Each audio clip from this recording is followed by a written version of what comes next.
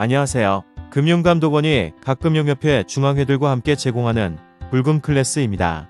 오늘은 메신저 피싱에 대해 알아보겠습니다.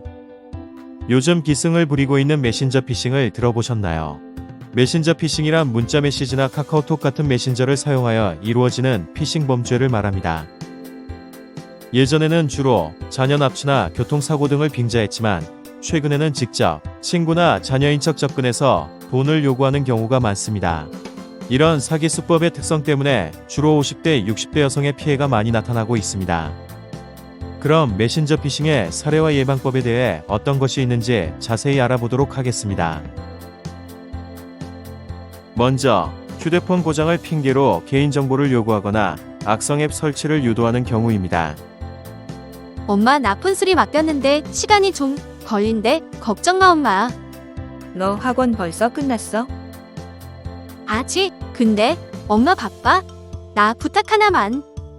뭔데?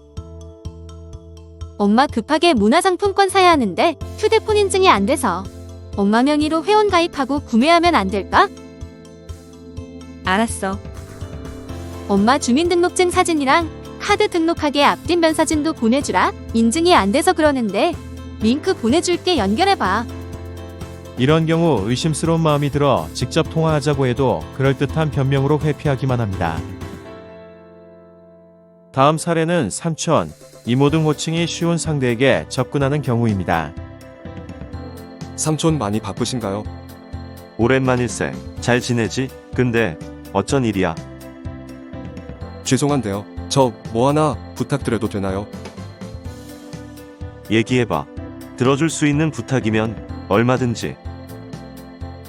저 지금 급히 결제할 때가 있어서 그러는데요. 인터넷 뱅킹 비밀번호가 오류 추가되어 안 되네요. 그렇구나. 이모, 삼촌 등 평소 가까운 호칭에 속지 마세요.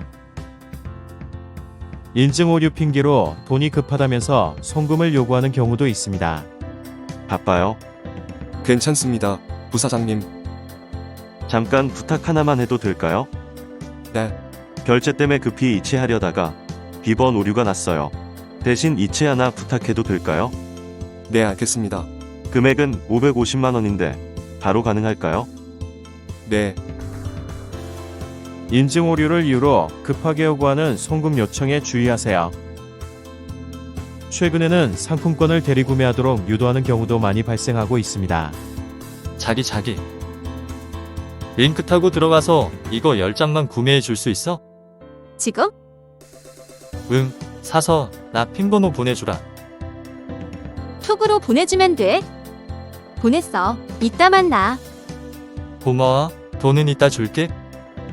갑자기 연락해서 상품권을 대신 사달라는 문자나 메시지를 주의하세요. 또 다른 메신저 피싱 유형은 문자를 보내 피해자 전화나 URL 접속을 유도하는 것입니다. 사기범들은 택배 안내, 카드 결제, 대출 권유 등 다양한 종류의 사기 문자를 보내고 있으며 정부기관을 사칭한 문자도 증가하고 있습니다.